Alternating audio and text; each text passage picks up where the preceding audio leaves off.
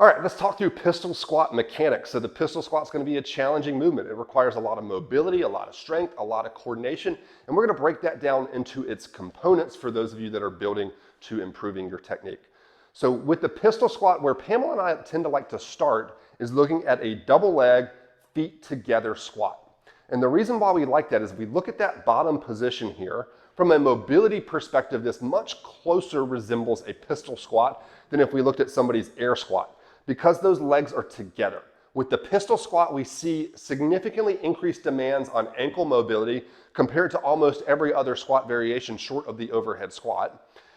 But we also see differences in what we're asking the hip to do, because in an air squat, a back squat, a front squat, an overhead squat, we can go wider with our legs. We can change our toe out angle. We don't have that luxury with the pistol squat. So that's why we like to start here with that narrow stance position. And what we really want to see is, does that individual have the ability to squat down, hip crease below the knee in that position? If you can do this, you're pretty close to having exactly what you need from a mobility perspective for the pistol squat. If you can't do that, where you get down to that depth, then we probably want to start breaking out your ankle and your hip mobility.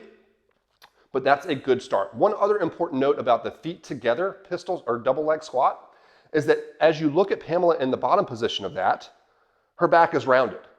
But typically when we talk about a back squat, a front squat, an overhead squat, we don't want to see a rounded spine, but there's nothing wrong with that in a pistol squat because we don't traditionally load the pistol squat up with any sort of significant weight. So it is not dangerous at all on the spine to squat in that manner.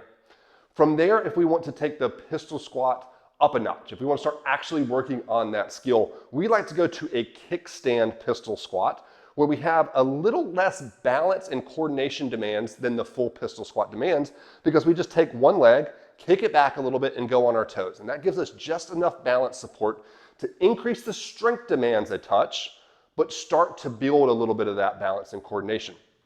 We then need to take it up a notch. And what we do for that is we simply kick one leg out in the bottom of that kickstand pistol squat. And so now we get down to the bottom, we hold it, we find our balance, we stabilize, and then we add in that component of not having the double leg support.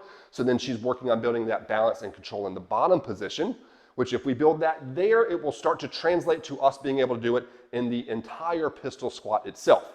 Now, when we make a jump from the kickstand pistol squat to the kickstand pistol squat with a kick, we do add one important piece to the mobility equation, and that is hamstring flexibility on the kick leg. If your hamstrings are tight, your knee's either gonna bend, and now that front foot's gonna be challenging in terms of not touching the ground and getting no rep because of it, or you're gonna see somebody that can keep their legs straight, but they have a hard time keeping that elevation of it, and they might have to do something like grabbing their foot to make up for that.